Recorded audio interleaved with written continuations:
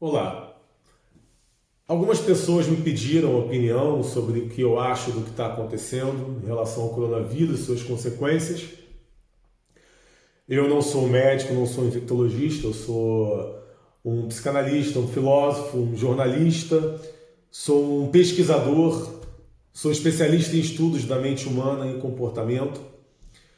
E a primeira coisa que eu fiz nesse momento, primeiro, é aproveitar esse tempo para analisar bem os fatos, porque a gente tem que analisar bem os fatos antes de julgar ou dizer qualquer coisa. Muitas pessoas falaram para mim: "Ah, mas essa doença não é tão letal". Realmente, essa doença ela mata menos do que uma pneumonia simples. Mas em contrapartida, essa doença ela pode vir a sofrer uma mutação e esse é o perigo. E qualquer doença que leve vidas tem que ser levada a sério, principalmente vidas de pessoas idosas, que seremos velhos um dia e nós precisamos dos idosos pela experiência que eles nos trazem. Então eles são para mim de grande importância e a gente tem sim que cuidar deles. Então, mas a pneumonia simples mata mais do que o coronavírus. Sim, mas aí você pega a pneumonia simples e soma o coronavírus, então vai matar muito mais. O pânico, o alarde que o governo fez, seja aqui em Portugal, seja no Brasil ou em outros países, ele torna-se necessário, porque as pessoas elas não são domáveis, né? As pessoas elas são difíceis, difícil de respeitar uma lei, uma regra. Então, se você não cria impacto, se as pessoas não tiverem medo, as pessoas com medo têm o respeito. Quando têm o respeito, elas praticam a ação de fazer o que está sendo pedido. Então, esse alarde, esse impacto ocasionado fez com que as pessoas ficassem em casa e se preocupassem em sair, então ele passa a ser necessário. E aí une ao fato de que, por exemplo, eu como jornalista estou trabalhando muito nesse momento, eu tenho acesso direto dos órgãos, eles me mandam e eu tenho que estar sempre analisando para dar a notícia verdadeira, correta para as pessoas. As pessoas dependem do jornal para poder se tranquilizar também e saber a realidade dos fatos. Então esse é o momento que eu estou trabalhando muito e é o momento que eu percebo que a audiência explodiu. Então muitos dos jornalistas, induzidos pela audiência e pelo prazer da audiência, o prazer da meta cumprida, do resultado, faz com que as pessoas sejam mais sensacionalistas e publiquem mais notícias que causem impacto para trazer mais audiência. E isso gera um comboio, que um ciclo que vai aumentar cada vez mais o pânico. E o pânico me preocupa, porque o pânico também traz doenças. O medo, o pânico também traz doenças. Então, eu sou a favor do raciocínio lógico, da razão, da verdade. Claro, entendo que o impacto, que é o pânico, o alarde, ele é necessário para grande parte da população, para que elas respeitem e façam o necessário para conter o vírus. Vírus esse que, mesmo sendo menos letal, já havia as estatísticas, são a maioria idosos, os que não eram idosos tinham problemas crônicos. Então, não é uma doença letal como as outras, mas há sim o medo de uma mutação, de um fortalecimento dessa doença, que possa trazer mais danos para a população. E como falei repetindo, se tira vidas, seja ela qual for, é um problema. E somado a outras doenças que já tiram vida, é mais um problema. Chegaram a falar para mim, porque a pneumonia é diferente, porque tem remédios para conter pneumonia e não para coronavírus. Bom, eu já ouvi de médico dizer que virose, essas coisas não tem nem remédio. Remédios são por sintomas. Então, não é uma afirmativa que eu possa validar, mas eu teria que pesquisar mais sobre isso. É o que eu faço. Não falo nada sem pesquisar. E meu conselho hoje é para que aproveite esse tempo vago para buscar um ponto de meditação. Não é meditar, fazer não.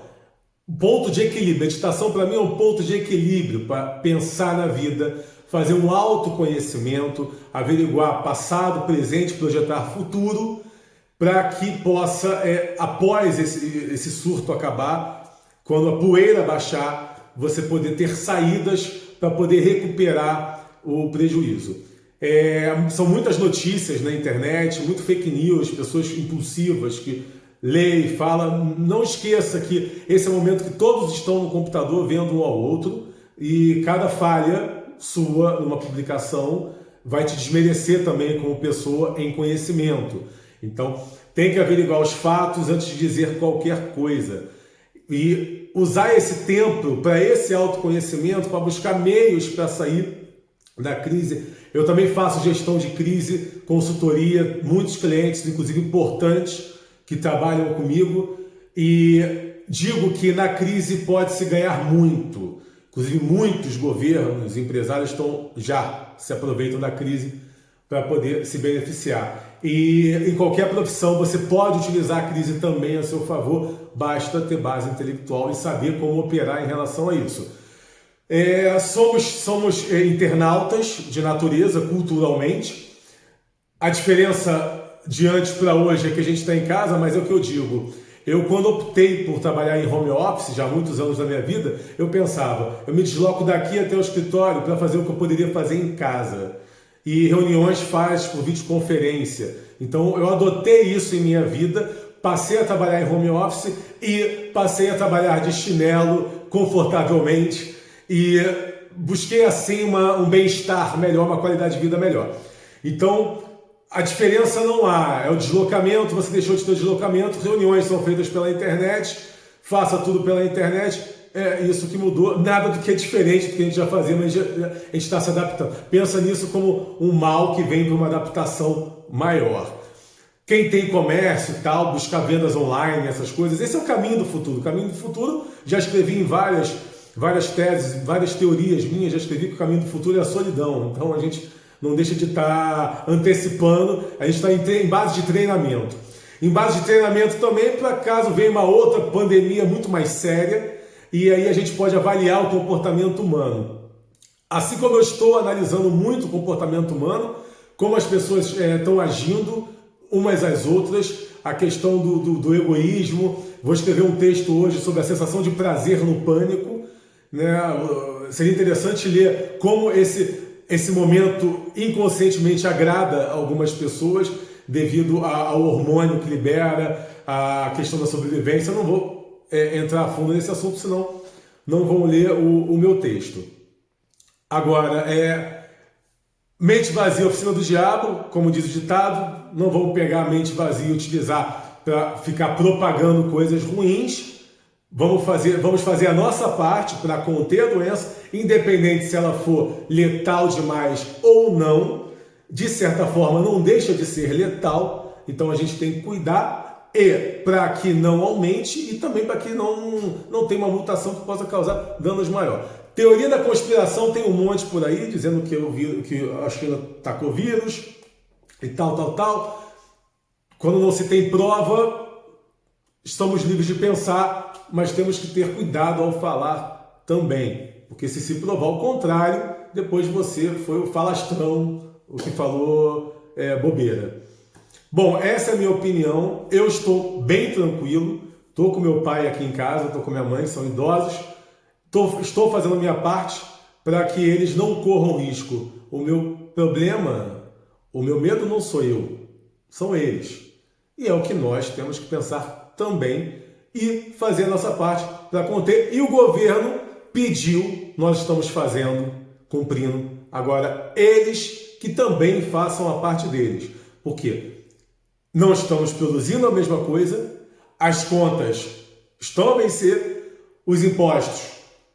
Chega agora dia 20, já a data limite para o pagamento de impostos em Portugal, por exemplo. Então, nesse momento, eu quero ver até que ponto o governo vai mostrar o seu valor e a sua cara. Esse é o momento que a gente avalia quem nos comanda e como ele gere a situação de risco. Então, a minha maior análise hoje é em relação à política e o que eles vão fazer para poder recompensar o que nós estamos fazendo por eles.